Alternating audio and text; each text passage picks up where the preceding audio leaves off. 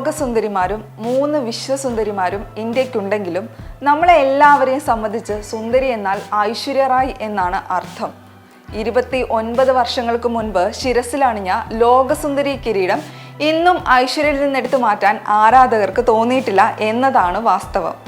ഇപ്പോഴിതാ താരത്തിനെ കുറിച്ചുള്ള ഒരു ചർച്ചയാണ് സോഷ്യൽ മീഡിയയിൽ നടക്കുന്നത്.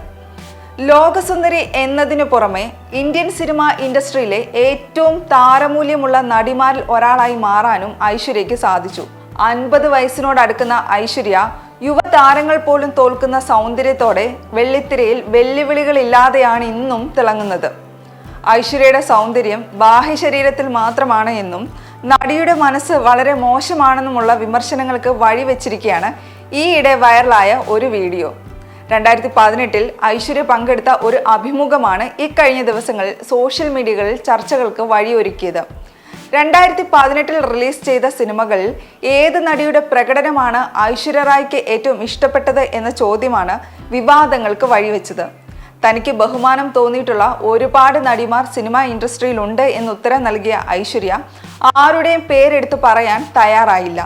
2018 ഇറങ്ങിയ സിനിമകളിലെ നായികമാരെ കുറിച്ച് മാത്രമാണ് താൻ ചോദിക്കുന്നത് എന്ന് അവതാരകൻ വീണ്ടും എടുത്ത് ചോദിച്ചു എങ്കിലും വ്യക്തമായ ഉത്തരം നൽകാൻ തയ്യാറാകാതെ നടി ഒഴിഞ്ഞുമാറി. എന്നാൽ നടിയുടെ പെരുമാറ്റം വളരെ മോശമാണ് എന്നും ബാഹ്യ സൗന്ദര്യം മാത്രമുള്ളൂ എന്നുമെല്ലാം നിരവധി പേരാണ് ഇപ്പോൾ വിമർശനം ഉന്നയിച്ചിരിക്കുന്നത്.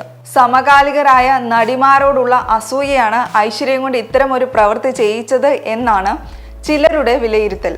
സ്ത്രീ ശാക്തീകരണത്തെക്കുറിച്ച് വാതോരാതെ സംസാരിക്കുന്നവർ മറ്റു സ്ത്രീകളെ അംഗീകരിക്കാൻ പോലും തയ്യാറായില്ല എന്നും ചിലർ വിമർശിക്കുന്നു.